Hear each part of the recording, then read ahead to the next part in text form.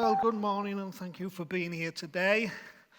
I'm always humbled as well when I see the reach that we have across the world, and very grateful that our journey is able to equip some other people in their journey also.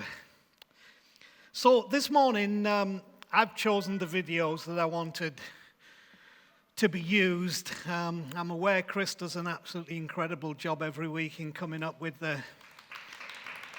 all this contemporary connective stuff that helps us so much. But I wanted to speak today very much from my perspective and from my own journey. So I asked Chris, I said I'd like to choose these videos today and speak around them. It may be something of a foundation going into next week. But what is chosen is very much an expression of my journey. Even the way that starts, that video we've just seen, which is from Castaway, and he spent years on a desert island and then comes back to America, and he's trying to find his path, he's trying to find his journey now, having a different perspective from an experience that he has had. And I must admit, I link even with the very first words of the woman who stops the truck when she says, "You look lost." I'm sure that Chris could say that to me pretty much, probably 4 out of 7 days a week at least, as I'm kind of struggling to bring this stuff. But if there's one thing I've learned over recent years, it's that pretending to be someone you're not and being dishonest about what you know doesn't help you or anybody else. And so that's the journey that I'm on. And there was a verse, as I kind of have linked back into some things that I've said and wanted to draw some of those thoughts together today, that I used some months ago, and it's found in Luke chapter 18 and verse 8. And it's the last part of a story of a widow who has got some issues, and she's longing for somebody to act on her behalf.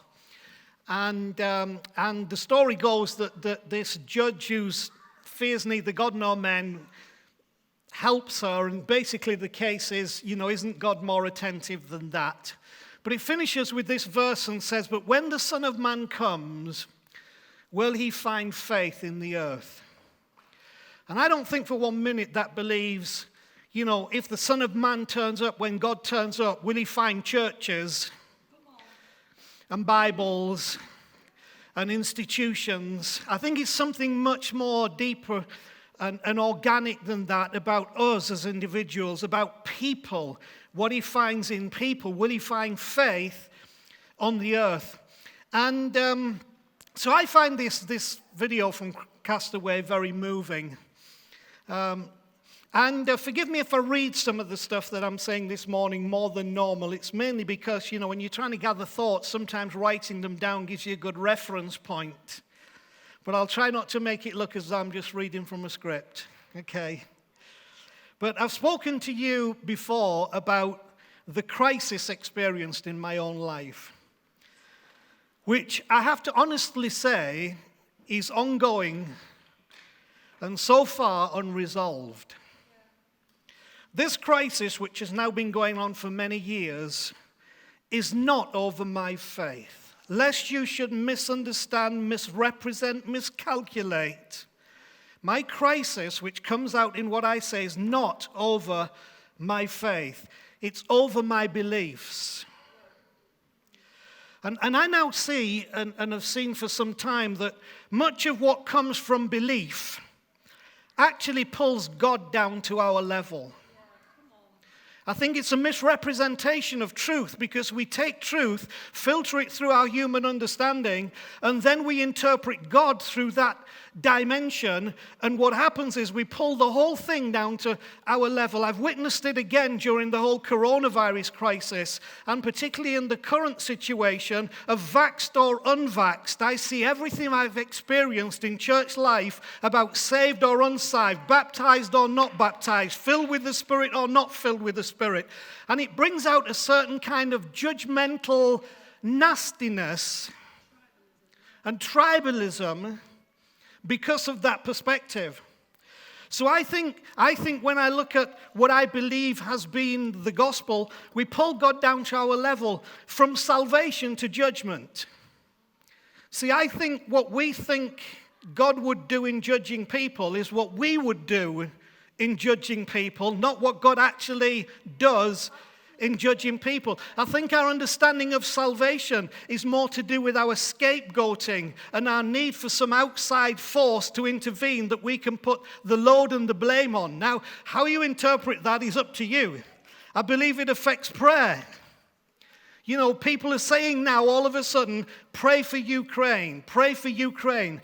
My problem is this: does that mean that unless we pray for Ukraine, God is not going to help anybody in Ukraine, and that he wasn't willing to help anybody before we in the West prayed for Ukraine because he didn't care enough about Ukrainians to be involved? Can you see how the picture is much bigger than the virtue signaling of, oh, we should all pray for Ukraine right now? My question would be, what the heck is going on in the heart of God if it needs the rest of the world now to pray for Ukraine in order for things to go okay with them? Can you see why I struggle? And I see that in many other areas. To praise and worship. You know, I've told you before, I think there is a place for praise and worship, and I understand all the dialogue about praise and worship. But for crying out loud, heck, when my kids come to my house, the last thing I want them to do is spend 45 minutes in praise and worship of Dad, in order that they may enter the inner sanctuary and receive from my table.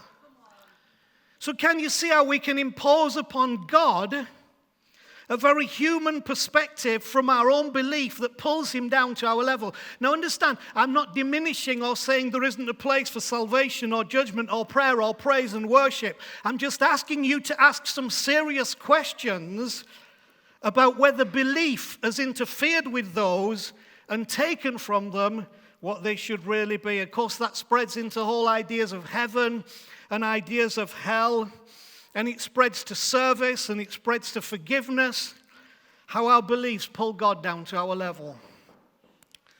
I think we press towards a rational assent to the truth in the form of certain mental beliefs, rather than pursuing a calm and hopeful trust in God, who is always trying to find his way through the imposition of our narrative onto his story to make his presence felt in our story.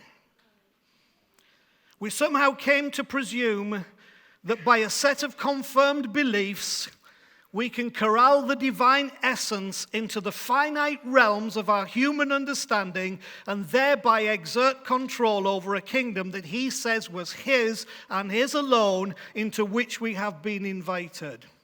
And gradually the God who is inerrant in all things, we separated from most things to be present in only our truth, our tribe, and our story.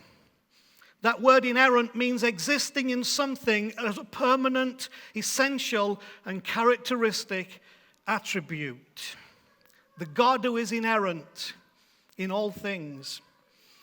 The experiences that I've been through have awakened me to discrepancies and anomalies which I either did not believe existed, or I think this part is more likely, or was unwilling to address. None of these have diminished the reality of God, but they have taken the shine off institutionalized religions and Christianity's claims. I fear that I may have bound God and Jesus and sacred text within the chains of a structured belief that morphed the clean, simple beauty of transformative grace and unconditional love into the messy legal world of transactional arrangement. If you do this, I'll do that. If you say that, I'll respond in this way. If you don't, I won't. And so we get back to what I've said to you, unfortunately, I believe, echoes through the core of so much of even Christian teaching, which is the pagan concept. The gods are angry, the gods must be appeased, you'll be rewarded for doing good, you'll be punished for doing bad. That is not the God, I believe, revealed in and through Jesus. And so we've taken it from organic to mechanic. Now it's become so mechanical in forms and ceremonies and things that must be done, said, accepted, spoken in certain ways, rather than that organic relational understanding of a journey of pilgrimage to find the truth of the living God. We moved it from dynamic to formula. And we love a formula. Just give me the 7 steps. Just give me the 42 reasons why it might not happen. That's a formula. I can't do that when you find the true reality of a God who lives and who is inerrant in all things. All of these are the result of having found myself at the intersection of faith and belief. That's why I love that video. The problem in finding oneself at an intersection is that a path or way must be chosen. And so it is at the intersection of faith and belief. That inevitably may mean rejecting one in favor of the other. There are places where these two paths run side by side and sometimes blend into one, belief and faith and belief. I'm not saying belief is invalid, and you can give me scriptures about belief and I can give you scriptures about believing, but belief and faith are not the same thing, and these two paths may intertwine, but they can also become a problem because there are places where these two paths run side by side and sometimes blend into one, but invariably they separate again, and a choice must be made. The deciding factor is the hunger for truth over the defense of beliefs. Now, I have to be honest with you and admit that for a great part of my life, I was defending beliefs rather than being hungry for truth. Because I just believed that beliefs that I were given must be the truth because I was given them by people I respected. It was their perspective. I owed no criticism. I'm grateful for what was taught to me. I'm grateful for what was said. I don't think anybody was insincere. I don't think anybody was deliberately trying to mislead, but each of us individually must have our own journey, and that journey must be from a hunger for truth. And not a defense of beliefs. Now, let me say as a pastor, that's not good for business.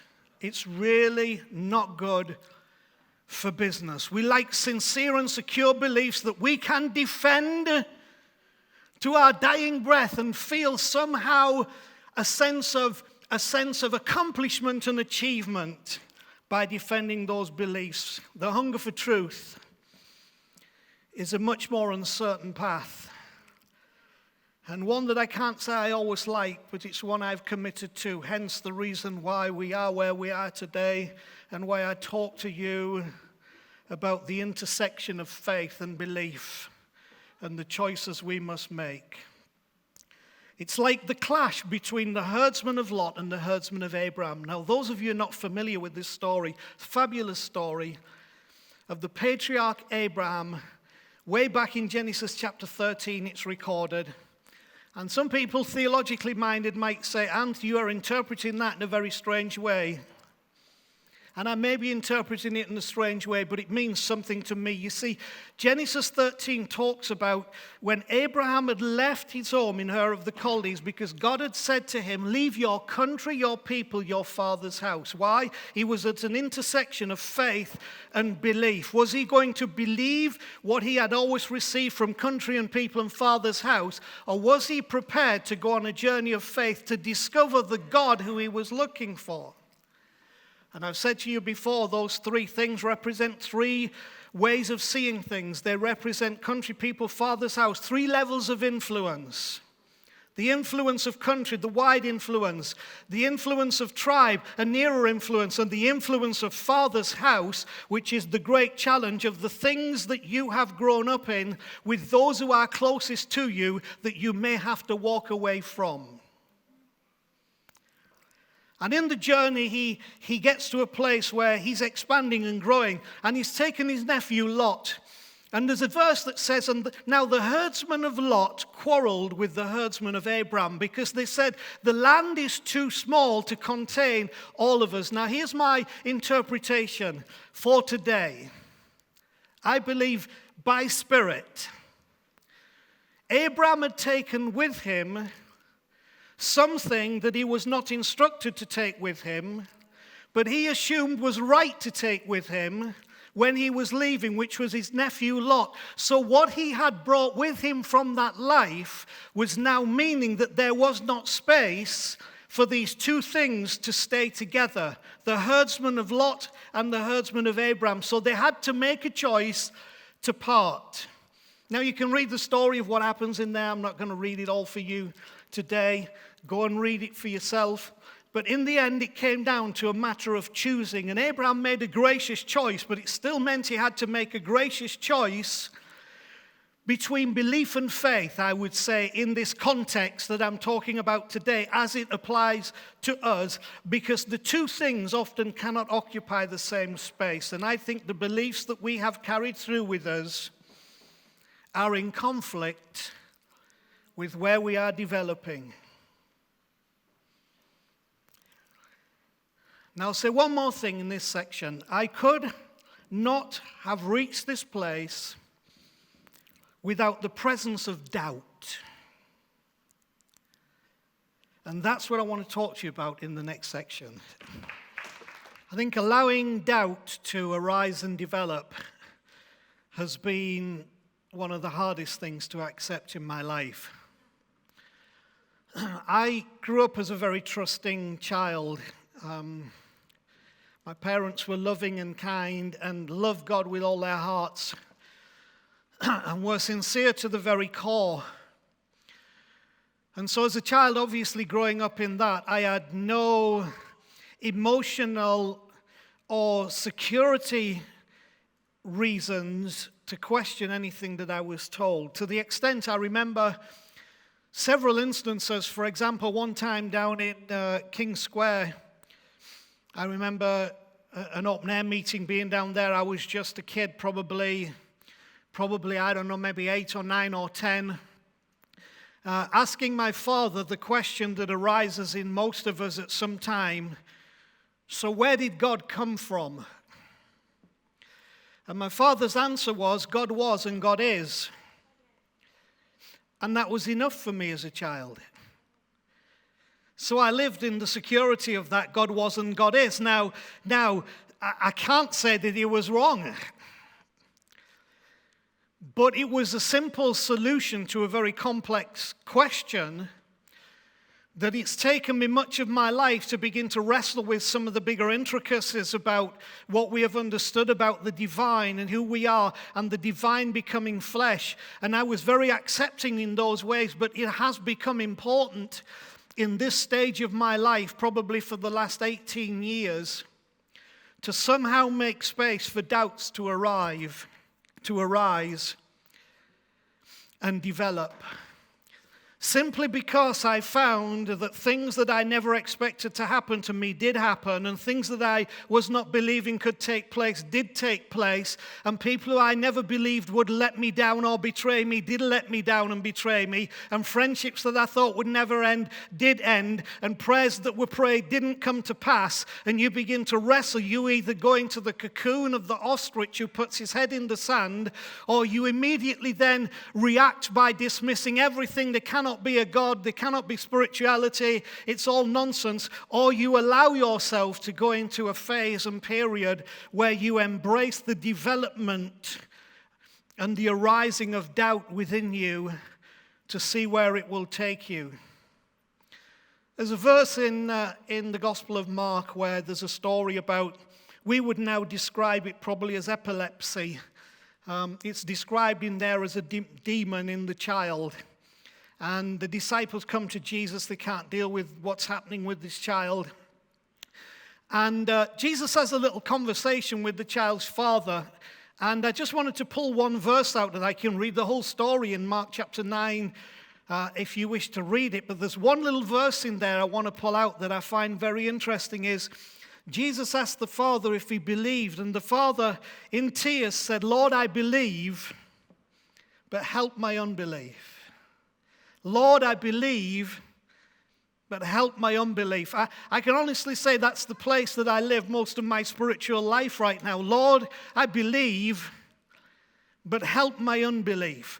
What I think that did is it allowed space in the context of a conversation with the incarnate God in Jesus for us to be able to say without condemnation, help my unbelief. And to maybe realize that some of that unbelief that roots into doubt might actually be very healthy in the process of our development to push us into faith rather than lock us in the prison of just belief. See, until I realized that doubt is not my enemy, I couldn't let doubt be a catalyst for change. So I spent so much of my time fighting doubt. How many have done that? Trying to fight your doubt, trying to come against your doubt, trying to cast it out, trying to bind the demon to get rid of it. But you see, what I learned is that doubt is not an enemy. Doubt is a catalyst. And if there are elements of a thing that can be doubted, I would say it should be doubted in order that by examination of that doubt, you might actually come to where the truth shines through in spite of the doubt. A catalyst in chemistry is any substance that increases the rate of a reaction without itself being consumed. It can also be a person or a thing that precipitates an event.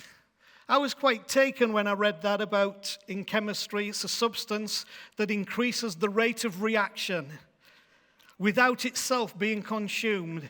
And it led me to this thought, maybe doubt is not supposed to be consumed.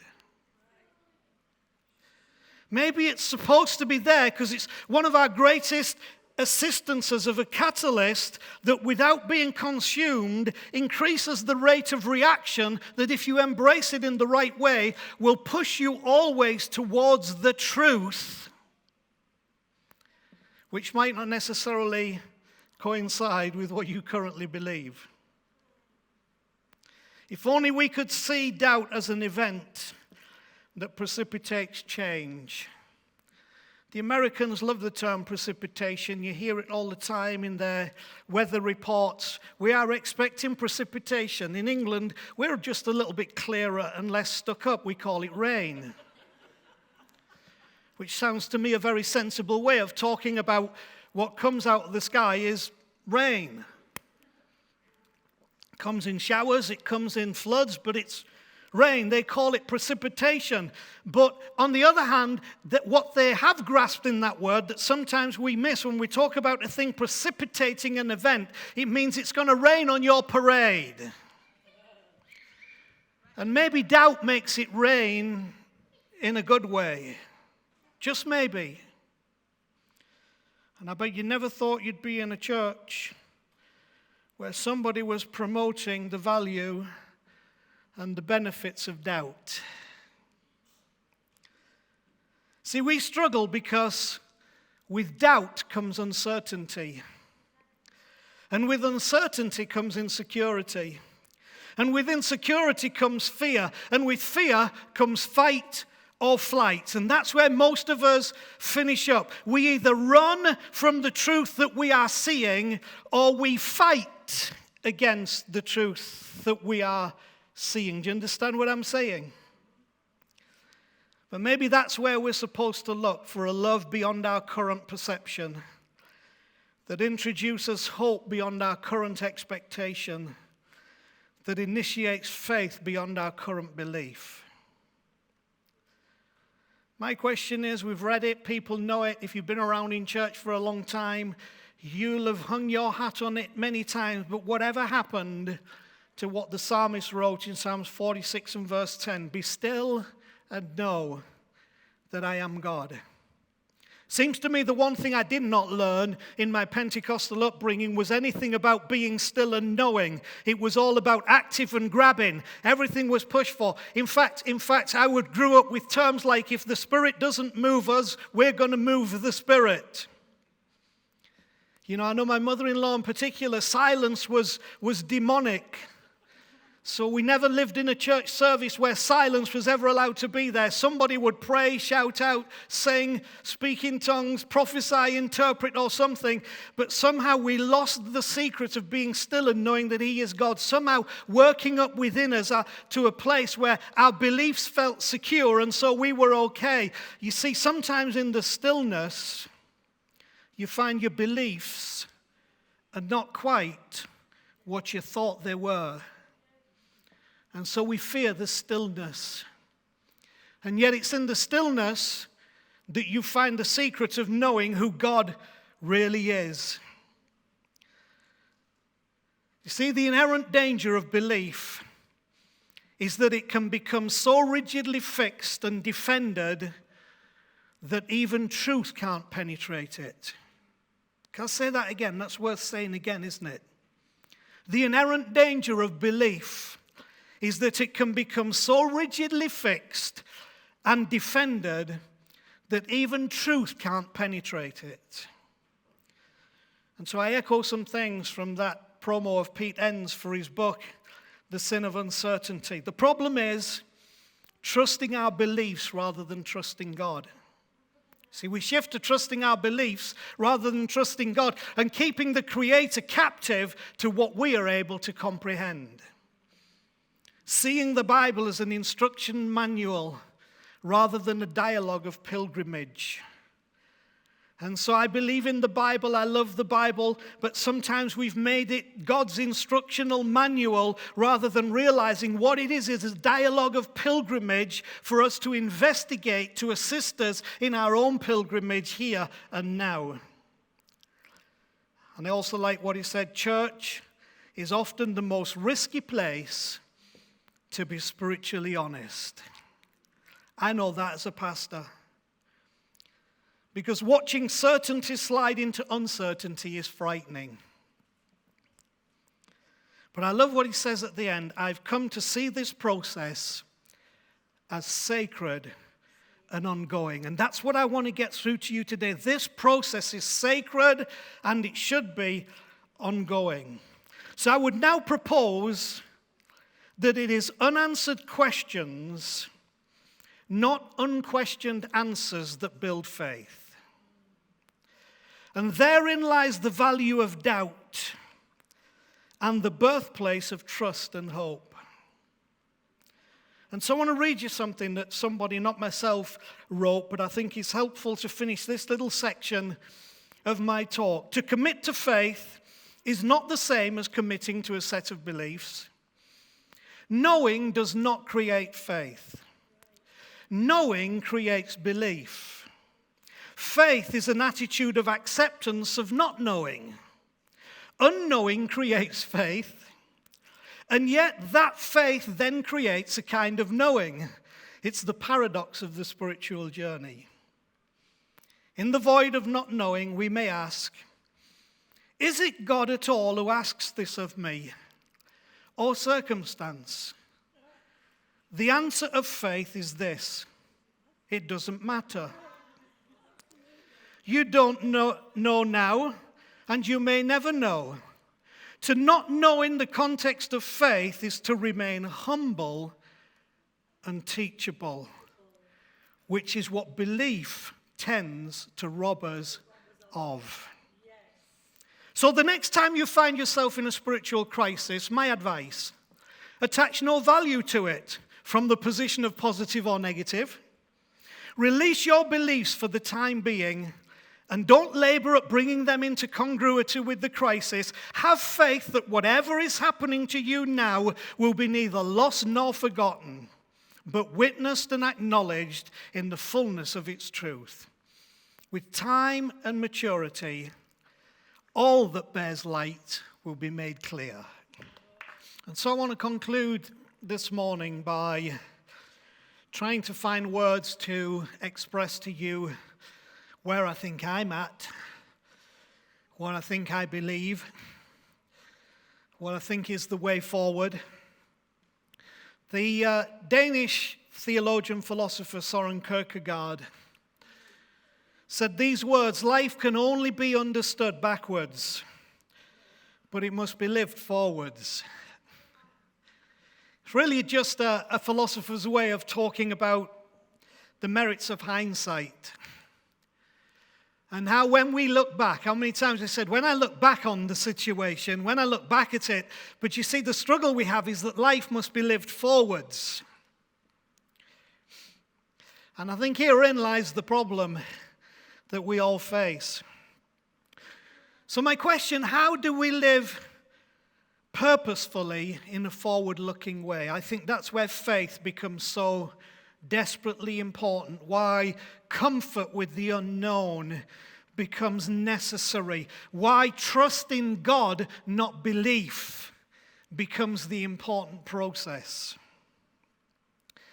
There's a verse in Proverbs chapter 13, it's verse 12, that those of you who are familiar with Bible will remember it in this way. Hope deferred makes the heart sick, but a longing fulfilled is a tree of life. How many of you are familiar with that verse? But I like the way Peterson translated it in the Message version of the Bible, which I think many more of you will connect with it this morning when I read this to you. Here's how Peterson translated it. Unrelenting disappointment leaves you heartsick. Does that make more sense? Unrelenting disappointment leaves your heart sick. And it's not nice to be heartsick. How many of you know the feeling of heartsick? I don't just mean, I mean when something gets you deep down here and you think, I just can't go on, I can't go any further, I don't know who do I trust, what do I trust, what do I believe? And you're back to all the struggles we've talked about that are the journey of faith but get interrupted by this thing called belief. Unrelenting disappointment leaves the heart sick. And that unfulfilled expectations I would put into that arena there. But I love what he says, but a sudden good break can turn life around. There is such a thing as sudden good breaks. I may get onto that next week of talking to you about what might be interpreted in my life as sudden good breaks, but there have been an awful lot of them, which I would say now, my faith toward God is not just based in what I can quote from what is supposedly sacred text, but from the experiential outworking of the truth that I now know to be a loving God who is inerrant in all things, who fills everything in every way, and whose arms wrap us around about. And maybe it's more about our availability and accessibility to what already exists than it is actually trying to work ourselves to something that we think we can attain or achieve by something that we do or say. Maybe we only arrive at the intersection of faith and belief when we experience the trauma of disappointment or some other life-threatening event. And therefore, let the cat out of the bag with you when I make that statement, because you can now rightly assume if Anth's arrived at the intersection of faith and belief, he must have experienced the trauma of disappointment or some other life-threatening event. And I would say, top of the class, you're absolutely right, and I'm more than happy to be honest about that. And so I'll bring you back to the verse I rooted this in from Luke 18, verse 8. When the Son of Man comes, when he turns up, when the reckoning comes, will he find faith in the earth? Maybe unless there are people who engage in the physics of the quest, which we just heard, the answer is no. And yeah, I could take every element of that physics of the quest and give you Bible verses to say it, but I think it's put beautifully, and I'm no longer stupid enough to think that unless I can put a chapter and a verse on it, it has no validity and no weight and no impact and nothing to impart upon my life. I think if a thing is said well, it's said well. And if truth is within it, truth is within it. And I'm not going to let preconceived beliefs interfere with truth coming through. See, physics is the forces at work responsible for a certain outcome. That's why I like that, the physics of the quest. And of course, quest is something we've said we're committed to. That's why we're QChurch. But see, we have a problem. We want to trust our beliefs. We don't want to trust God. Now, I want you to think about that, because my immediate thought many years ago would be, no, how dare you? That's terrible. But now, looking back, remember what Kierkegaard said? Life can only be understood backwards, but it must be lived forwards. Looking back, I realized that more often than not, I was trusting our beliefs, not actually trusting God. Because God is dangerous. And I've found that out more and more. God is dangerous. Not in an awful way, not in a threatening way, but in the way you just can't bottle him. You just can't bag him. You just can't confine him. You just have to release him to be who he is. And when I use the term him, it's because it's more convenient, not because God is 6'4" and male with blonde hair and blue eyes, like we said, the born again, Swedish Jesus. God is dangerous. Our beliefs we can define. God we can't. And therein is the problem. We spent too much time thinking we were trying to define God, but what we were defining was a set of beliefs. And very often God was absent from our beliefs, because what we were defining was coming from our human perspective, developed through our traumas in those beliefs, bringing God down to our level. I'm all for releasing him, and the danger of maybe finding out who he really is. Our beliefs we can define, God we can't, so we keep the Creator captive to what we can comprehend. And I won't do it anymore. The problem with our spiritual journey is that somewhere along the path to find spiritual wholeness, we became drug-level dependent on written words and prescribed formulas as the measure of all things, rather than what John in his gospel describes as living word, word made flesh, word alive. And so let me read to you again what was so beautifully quoted from the movie Love, Eat, Pray. That's the right way around, isn't it? Eat, pray, love. Yeah. Those three things are in there somewhere. Because I think it puts it so beautifully. And I would say this of me: I have come to believe that there exists in the universe something I call the physics of the quest. A force of nature governed by laws as real as the laws of gravity or momentum.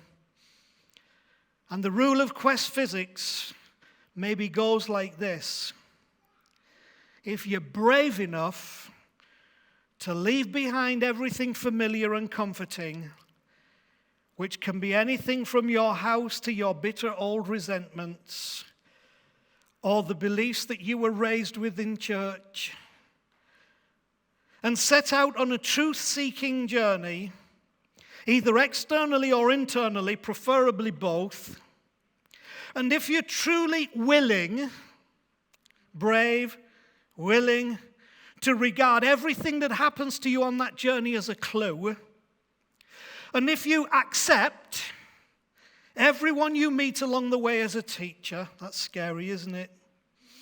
And if you're prepared most of all to face and forgive some very difficult realities about yourself, then truth will not be withheld from you. I have come to believe this. Brave, willing, accept, face. Belief is a product of the mind, but faith is not. Faith is a product of the Spirit. The mind interferes in the process of faith more than it contributes to it. To have faith in the worst of times will no doubt require us to silence or at least quiet the mind.